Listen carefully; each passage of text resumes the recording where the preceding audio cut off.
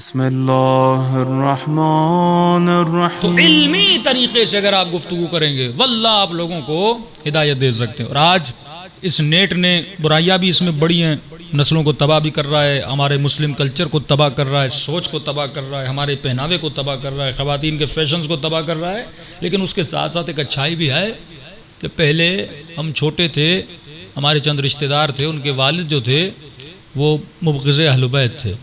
جب جلوس گزرتا تھا تو بچوں کو صحن میں ڈال کے دروازے کو تالا لگا دیتے تھے. لیکن اسے پتہ ہی نہیں تھا کہ سیدہ زینب نے جو راہ و رسم ہمیں سکھائی کہ جلوس نکالو. ایک گاؤں ہے، اس میں 40,000 اہل سنت آئیں، اس میں 200 شیعہ ہیں، پھر بھی جلوس نکال رہے ہیں. فلسفہ جلوس کا کیا ہے؟ فرمایا تم کتنا بھی بچوں کو روک لو، حسین کا نام نہ سنے، ہم گلی گلی گزر گزر کے بتائیں گے کہ کوئی حسین تھا.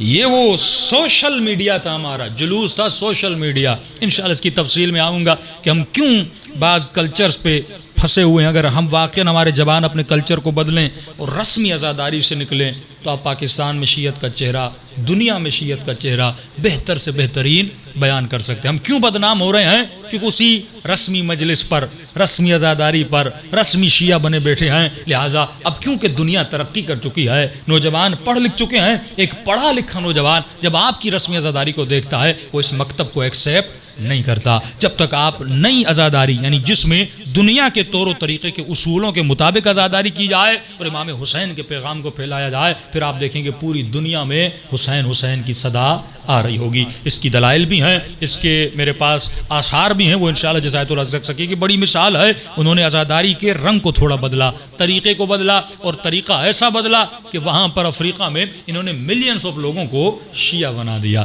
تو یہی تو حسین کا کام تھا کہ صرف اکیلے مجلس میں نہ آؤ، مجلس میں آؤ تو کسی کو حر بنا کے مجلس میں لے کر آؤ. صلوات پڑھے محمد و آل محمد.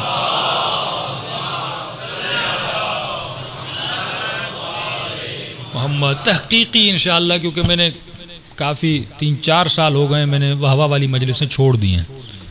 مجمع خوش بھی ہوتا تھا لیکن مجھے یہ ہوتا تھا کہ بھائی یہ مدتوں سے واہ کر رہا ہے، لیکن اس کی واہ کب ہوگی؟ مولا علی تو اعلیٰ ہیں، وہ تو بلند ہیں، وہ تو بہادر ہیں. مولا علی کے لیے واہ کرو گے تو یہ مولا کی شان ہے نا. لیکن امام فرماتے ہیں میری شان کوئی بیان کرے نہ کرے، ہم تو تھے ہی بلند، ہم تو تھے ہی اکبر. سوال یہ ہے کہ تم نے علی جیسا خود کو بلند کیا کہ نہیں کیا؟ آؤں گا انشاءاللہ. زیارت عاشورہ پہ زیادہ گفتگو ہوگی کہ یہ لعن، یہ طعن. زیارت عاشورہ جب آپ کھولتے ہیں 100 لعنتیں، اللہم لعن اول ثم الثانیہ والثالثہ والرابعہ والیزید خامسہ ولعن عبید اللہ ابن زیاد. یہ لعنتیں کیوں ہیں؟ اس لعنت سے مجھے کیا ملے گا؟ ایک کمرے میں بیٹھ جاؤں 100 لعنتیں بھیجتا رہوں، اللہم لعن قتلۃ امیر المؤمنین، مجھے کیا ملے گا اس لعنت سے؟ اس لعنت میں پیغام ہے.